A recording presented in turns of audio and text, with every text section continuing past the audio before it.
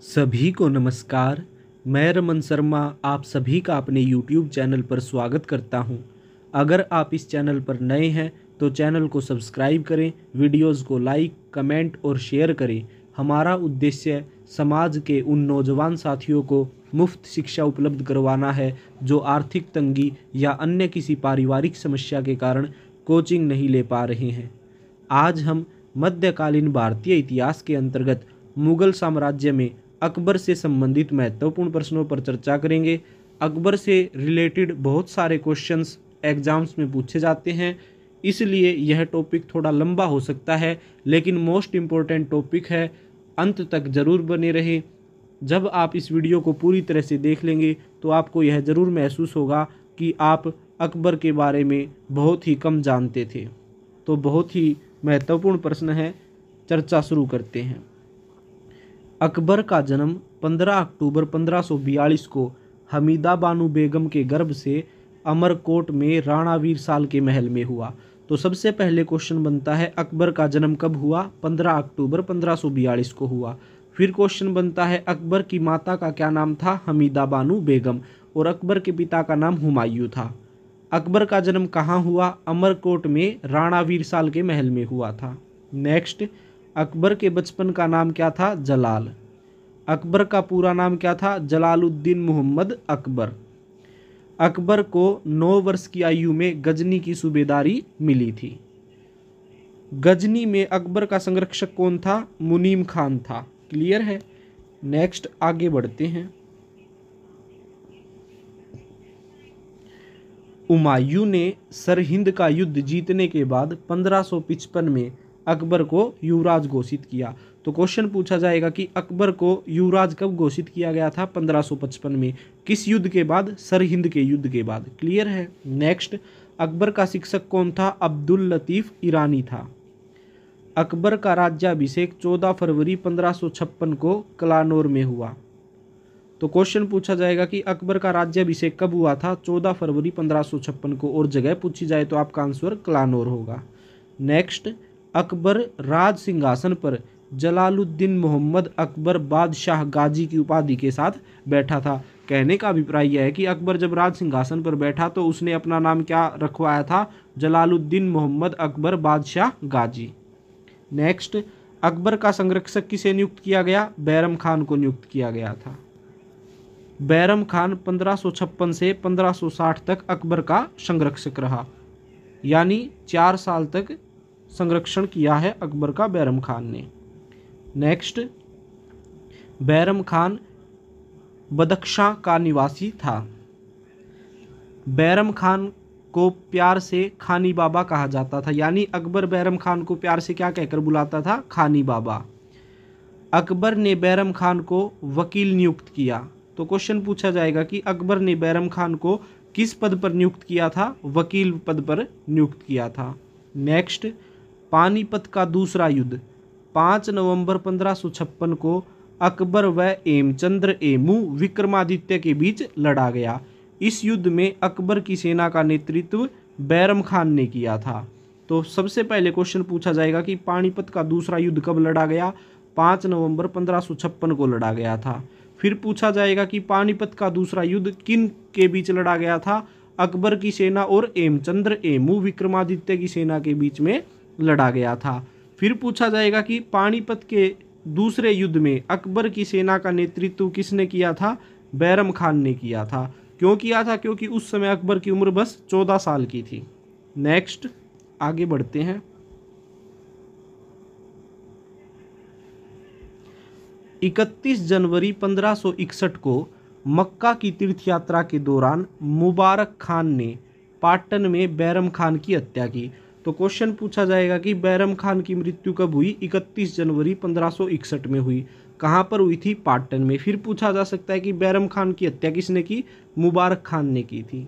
Next, Bairam Khan के संरक्षण से मुक्त होकर अपने पहले सैन्य अभियान में अकबर ने बाज बहादुर को हराकर मालवा को 1561 में जीता। तो सबसे पहले क्वेश्चन पूछा जाएगा कि अकबर के शासनकाल में मालवा का राजा कौन था? बाज बहादुर था। फिर पूछा जाएगा कि अकबर ने मालवा को कब जीता? 1561 में। फिर पूछा जा सकता है कि बैरम खान के संरक्षण से मुक्त होकर अकबर ने पहला सैन्य अभियान कौन सा किया था? मालवा का अभियान किया था। नेक्स्ट, अकबर ने 1562 में दास प्रथा का अंत किया। मोस्ट इंपॉर्टेंट क्वेश्चन है, दास प्रथा का अंत अकबर ने कब किया था? 1562 में किया था। नेक्स्ट, अकबर ने 1562 में स्वयं को अरमदल से मुक्त किया। अरमदल के अंतर्गत महिलाएं होती थी, महिलाएं जैसे इसकी माता, मौसी, बुआ और इसकी पत्नियां, वो सब राजकाज के अंदर दखल देती थी, वो इसे सलाह देती थी, उस हिसाब से अकबर काम करता था। लेकिन 1562 में अकबर ने खुद को अरमदल से मुक्त कर दिया था। नेक्स्ट, अकबर ने 1562 में चुनार और मेड़ता को जीता। नेक्स्ट आगे बढ़ते हैं। आमेर के राजा भारमल ने 1562 में स्वेच्छा से अकबर की अधीनता स्वीकार की। आमेर के राजा भारमल थे, ऐसे पहले शासक थे जिन्होंने अकबर की अधीनता को स्वीकार कर लिया था बिना युद्ध के ही। वो कौन थे? आमेर के राजा भारमल थे, और ऐसा उन्होंने कब किया? 1562 में किया था। नेक्स्ट, अकबर ने 1563 में तीर्थ यात्रा कर समाप्त किया। नेक्स्ट, अकबर ने 1564 में जजिया कर समाप्त किया। मोस्ट इंपॉर्टेंट क्वेश्चन है, जजिया कर को अकबर ने कब समाप्त किया था? 1564 में किया था। नेक्स्ट, अकबर ने 1564 में गोंडवाना को जीता और 1571 में गुजरात को जीता। गुजरात विजय के उपलक्ष्य में अकबर ने 1571 में फतेहपुर सीकरी नगर की स्थापना की और बुलंद दरवाजा का निर्माण करवाया। मोस्ट इंपॉर्टेंट क्वेश्चन है, गुजरात विजय के उपलक्ष्य में अकबर ने किस नगर की स्थापना की थी? फतेहपुर सीकरी नगर की स्थापना की थी। यह क्वेश्चन इस तरह से पूछा जा सकता है कि फतेहपुर सीकरी की स्थापना किसने की? अकबर ने की। कब की थी? 1571 में। फिर पूछा जा सकता है कि बुलंद दरवाजा का निर्माण किसने करवाया? अकबर ने करवाया था। कहाँ पर करवाया था? फतेहपुर सीकरी में करवाया था। नेक्स्ट क्वेश्चन, अकबर ने 1571 में अपनी राजधानी आगरा से फतेहपुर सीकरी स्थानांतरित की। पहले अकबर की राजधानी आगरा थी, उसके बाद 1571 से अकबर ने अपनी राजधानी किसे बनाया? फतेहपुर सीकरी को बनाया। नेक्स्ट, गुजरात विजय के दौरान अकबर पहली बार पुर्तगालियों से मिला और उसने पहली बार समुद्र को देखा। तो क्वेश्चन पूछा जाएगा कि अकबर पहली बार पुर्तगालियों से कहाँ मिला? गुजरात विजय के दौरान, अभियान के दौरान मिला। फिर पूछा जाएगा कि अकबर ने पहली बार समुद्र को कब देखा था? गुजरात अभियान जीतने के समय देखा था।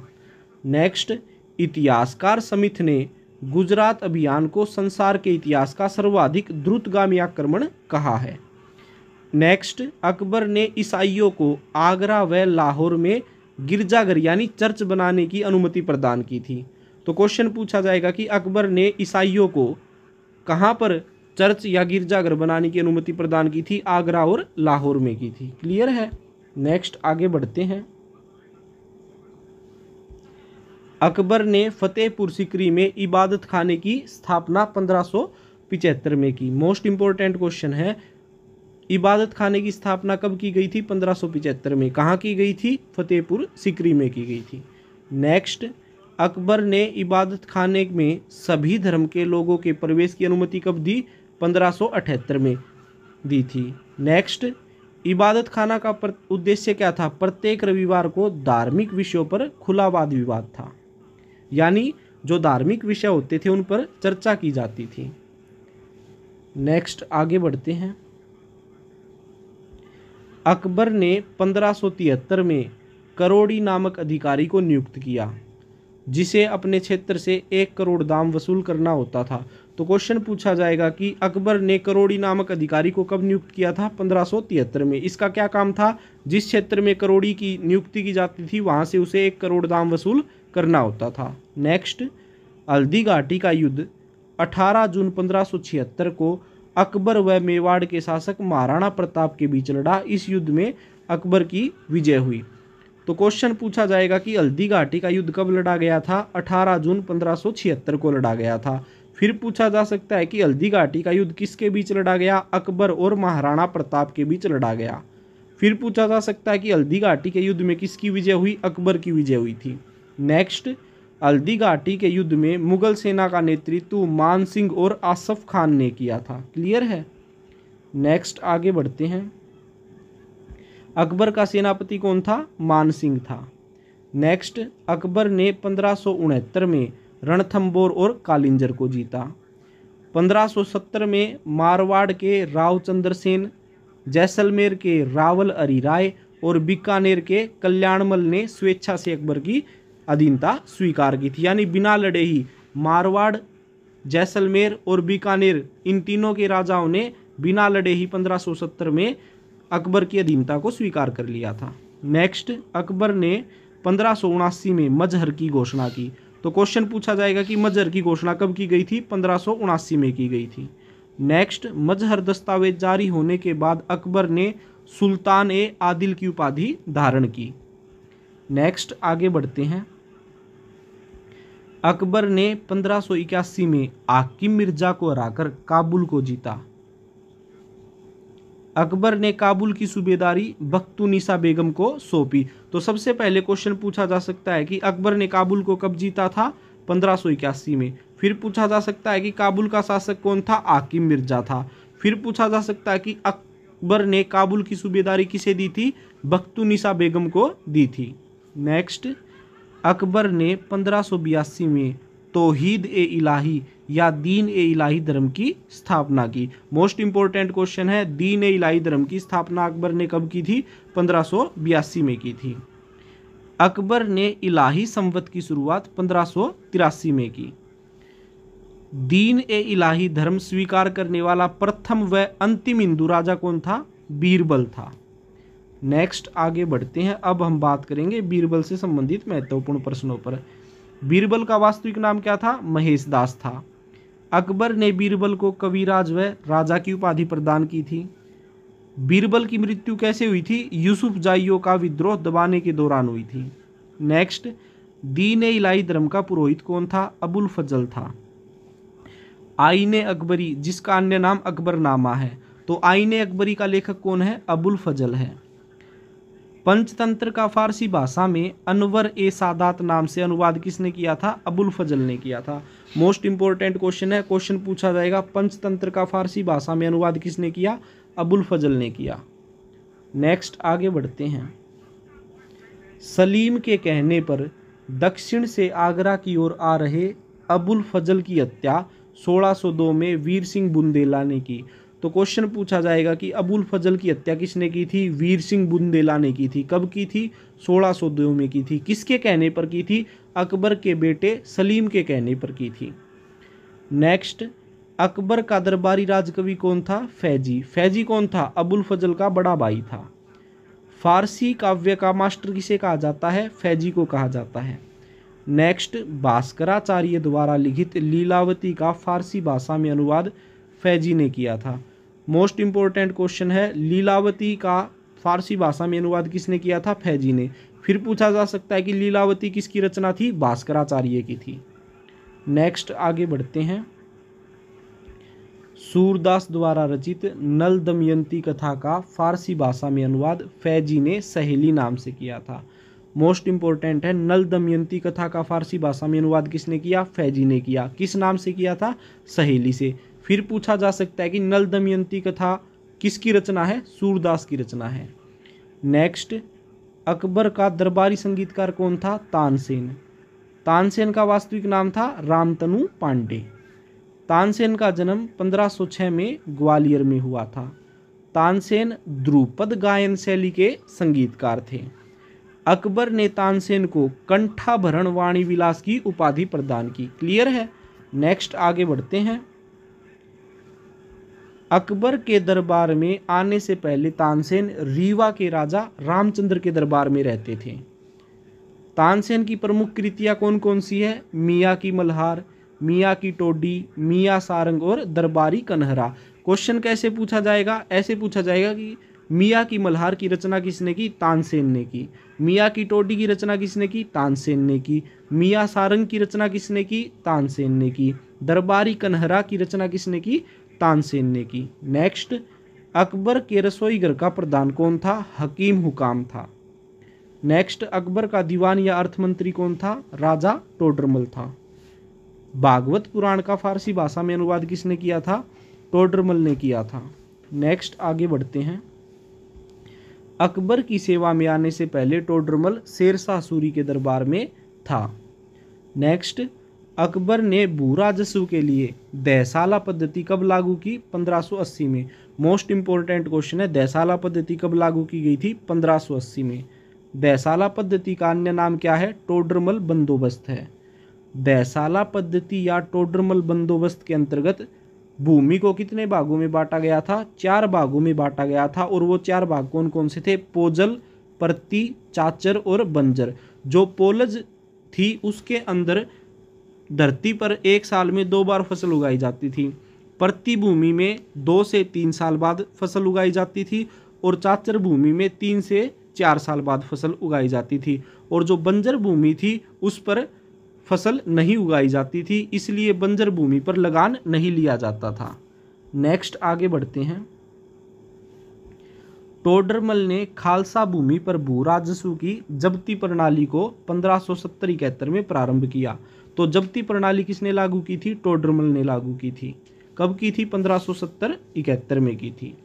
जब्ती प्रणाली में कर निर्धारण की 2 श्रेणियां थी। 2 श्रेणियां कौन कौन सी थी? तखसीस और तहसील। नेक्स्ट, अकबर ने 1585 में लाहौर को अपनी राजधानी बनाया। मोस्ट इंपोर्टेंट क्वेश्चन है, अकबर ने लाहौर को अपनी राजधानी कब बनाया था? 1585 में।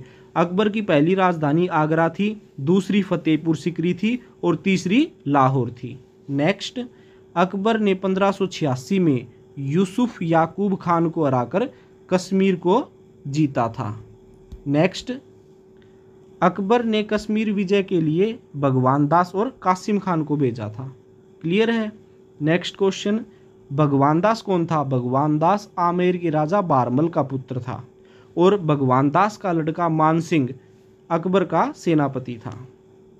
नेक्स्ट, अकबर ने भगवान दास को अमीर उल उमरा की उपाधि प्रदान की थी। अकबर पर सर्वाधिक प्रभाव किस धर्म का पड़ा था? हिंदू धर्म का पड़ा था। इसलिए अकबर ने शाही दरबार में एक अनुष्ठान के रूप में सूर्य उपासना शुरू करवाई थी। तो सूर्य उपासना शुरू करवाने वाला पहला शासक कौन था या कौन सा मुगल शासक था? वो था अकबर। नेक्स्ट, अकबर ने जैन धर्म के आचार्य हरि विजय सूरी को जगत गुरु की उपाधि प्रदान की थी। क्वेश्चन किस प्रकार से पूछा जाएगा? पूछा जाएगा कि अकबर ने किसे जगत गुरु की उपाधि प्रदान की थी? तो हरि विजय सूरी को प्रदान की थी और हरि विजय सूरी जैन धर्म से संबंधित हैं। नेक्स्ट, सूफी संत शेख सलीम चिश्ती किसके समकालीन थे? अकबर के समकालीन थे और शेख सलीम चिश्ती का मकबरा फतेहपुर सिकरी में है। किसने बनवाया था? अकबर ने बनवाया था और शेख सलीम चिश्ती के नाम पर ही अकबर ने अपने बेटे का नाम सलीम रखा था। नेक्स्ट, 4 बाग बनाने की परंपरा किसने शुरू की? अकबर ने शुरू की थी। मनसबदारी प्रथा की शुरुआत किसने की थी? अकबर ने की थी। मोस्ट इंपोर्टेंट क्वेश्चन है, कई बार एग्जाम्स में पूछा गया और आसान भी है। मनसबदारी प्रथा, अकबर के शासनकाल में 29 मनसबदार ऐसे थे जिनके पास 5000 जात की पदवी थी। यानी जिसके पास जितने अधिक जात की पदवी होती थी वह उतना ही बड़ा मनसबदार माना जाता था। तो 5000 की जात वाले मनसबदार कितने थे अकबर के शासनकाल में? 29 थे। नेक्स्ट, अकबर ने 1592 में उड़ीसा को जीता, 1593 में सिंध को जीता, 1595 में बलूचिस्तान और कंधार को जीता था। क्लियर है? नेक्स्ट, अकबर द्वारा विजित दक्षिण भारतीय राज्य। अकबर ने दक्षिण भारत में 4 राज्यों को जीता था। खानदेश को 1591 में, दौलताबाद को 1599 में, अहमदनगर को 1600 में और असीरगढ़ को 1601 में। नेक्स्ट आगे बढ़ते हैं। अकबर ने दक्षिण विजय के बाद सम्राट की उपाधि ग्रहण की थी। मोस्ट इंपोर्टेंट क्वेश्चन है, अकबर ने सम्राट की उपाधि कब धारण की? दक्षिण विजय के बाद की थी। 1591 में खान देश के शासक अली खान ने स्वेच्छा से अकबर की अधीनता स्वीकार की थी। यानी बिना युद्ध लड़े ही उसने अकबर के सामने घुटने टेक दिए थे। उस समय खान देश को क्या कहा जाता था? दक्षिण भारत का प्रवेश द्वार कहा जाता था। नेक्स्ट, अकबर ने 1601 में मीरन बहादुर को हराकर असीरगढ़ को जीता था। क्लियर है? अकबर का अंतिम सैन्य अभियान कौन सा था? असीरगढ़ अभियान था। कब किया था? 1601 में। असीरगढ़ अभियान के दौरान असीरगढ़ का राजा कौन था? मीरन बहादुर था। क्लियर। नेक्स्ट आगे बढ़ते हैं। अकबर ने असीरगढ़ विजय की स्मृति में अपने सिक्कों पर बाज की आकृति अंकित करवाई थी। मुगल मुद्रा व्यवस्था को सुव्यवस्थित रूप प्रदान करने वाला शासक कौन था? अकबर था। अकबर द्वारा चलाया गया सबसे बड़ा सोने का सिक्का क्या कहलाता था? संसब कहलाता था। इस संसब का वजन 101 तोला था। यानी संसब नाम का सिक्का सबसे बड़ा सोने का सिक्का था जिसका वजन 101 तोला था। नेक्स्ट, अकबर के चांदी के एक सिक्के पर एक भाग पर धनुर्धारी राम और राम के पीछे सीता की प्रतिमाएं अंकित थी और उसके ऊपर राम शिव नाम का शब्द अंकित था। नेक्स्ट, अकबर के एक सिक्के पर कलमे की जगह अल्लाह उ अकबर जल्ले जलालहू तथा दूसरी ओर टकसाल का नाम अंकित था। टकसाल मतलब जहाँ पर सिक्के बनते हैं उस जगह को टकसाल कहा जाता था। तो जिस टकसाल में वह सिक्का बना होता था उसका नाम उस पर लिखा जाता था। नेक्स्ट, अकबर के दरबार में नवरत्न रहते थे। नवरत्न यानी 9 विद्वान थे जिन्हें नवरत्न कहा जाता था। और वो 9 विद्वान कौन कौन थे? अबुल फजल, फेजी, तानसेन, बीरबल, टोडरमल, मानसिंह, अब्दुल रहीम खान खाना, अकीम उकाम और मुल्ला दो प्याजा। ये 9 नवरत्न थे अकबर के दरबार में। नेक्स्ट, अब्दुल रहीम खान खाना के पिता का नाम क्या था? बैरम खान था। तुजुक ए बाबरी या बाबरनामा का फारसी भाषा में अनुवाद किसने किया था? अब्दुल रहीम खान खाना ने किया था। अकबर नक्कारा वादन में पारंगत था। यानी नक्कारा एक प्रकार का यंत्र होता जिसे बजाया जाता है, उसे बजाने में कौन पारंगत था? अकबर था। अकबर ने अनुवाद विभाग की स्थापना की। मोस्ट इंपॉर्टेंट क्वेश्चन है, अनुवाद विभाग की स्थापना किस मुगल शासक ने की थी? अकबर ने की थी। महाभारत का फारसी भाषा में रज्मनामा नाम से अनुवाद अब्दुल कादिर बदायूनी और नकीब खान ने किया था। तो सबसे पहले क्वेश्चन पूछा जाएगा कि महाभारत का फारसी भाषा में जो अनुवाद किया गया था उसका क्या नाम रखा गया था? रज्मनामा रखा गया था। फिर पूछा जा सकता है कि रज्मनामा का लेखक कौन है या महाभारत का फारसी भाषा में अनुवाद किसने किया था? अब्दुल कादिर बदायूनी और नकीब खां आपका आंसर होगा। नेक्स्ट आगे बढ़ते हैं। सिंहासन बत्तीसी का फारसी भाषा में अनुवाद किसने किया था? अब्दुल कादिर बदायूनी ने किया था। अथर्ववेद का फारसी भाषा में अनुवाद किसने किया? आजी इब्राहिम सरहदी ने किया। राज तरंगिणी का फारसी भाषा में अनुवाद किसने किया? मुल्ला शाह मोहम्मद ने किया। नेक्स्ट, ज्योतिष के प्रसिद्ध ग्रंथ तजक व तुजुक का फारसी भाषा में जहान ए जफर नाम से अनुवाद किसने किया? मोहम्मद खां गुजराती ने किया था। क्लियर है। नेक्स्ट आगे बढ़ते हैं। अकबर के काल को हिंदी साहित्य का स्वर्ण काल कहा जाता है। क्वेश्चन इस प्रकार से पूछा जाएगा, हिंदी साहित्य का स्वर्ण काल किस मुगल शासक के काल को कहा जाता है? अकबर के काल को कहा जाता है। नेक्स्ट, अकबर ने नरहरी को महापात्र की उपाधि प्रदान की थी। अकबर ने अब्दुल समद को सीरी कलम की उपाधि प्रदान की। मोहम्मद हुसैन कश्मीरी को जरी कलम की उपाधि प्रदान की। नेक्स्ट आगे बढ़ते हैं। मुगल चित्रशाला की सबसे पहली कृति कौन सी थी? दास्तान ए अमीर हमजा या हमजानामा। दास्तान ए अमीर हमजा या हमजानामा में कितने चित्र थे? 1200 चित्र थे। दास्तान ए अमीर हमजा या हमजानामा में हजरत मोहम्मद साहब के चाचा अमीर हमजा के वीरतापूर्ण कारनामों का चित्रित संग्रह है। क्लियर है। नेक्स्ट आगे बढ़ते हैं। हमजानामा का चित्रण मीर सैयद अली व अब्दुल समद के नेतृत्व में ग्वालियर, गुजरात, लाहौर, कश्मीर, मालवा आदि यानी भारत के अलग अलग हिस्सों से बुलाए गए 100 चित्रकारों के एक समूह ने किया था। नेक्स्ट, हमजानामा के चित्रण में कितना समय लगा? 15 वर्ष का समय लगा था। हमजानामा का चित्रण का कार्य हुमायूं के शासनकाल में शुरू हुआ और अकबर के शासनकाल में पूरा हुआ था। नेक्स्ट, हमजानामा को अंतिम रूप से किसने चित्रित किया था? अब्दुल समद ने किया था।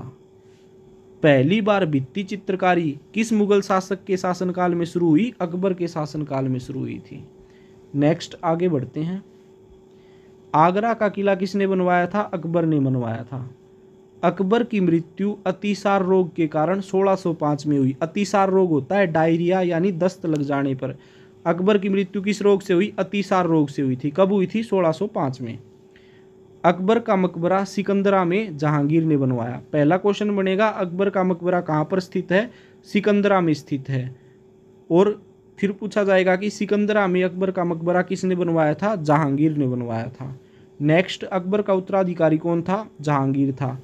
तो आज हमने अकबर से संबंधित महत्वपूर्ण प्रश्नों पर चर्चा की। आशा करता हूँ आपको ये सभी प्रश्न अच्छे से समझ में आ गए होंगे।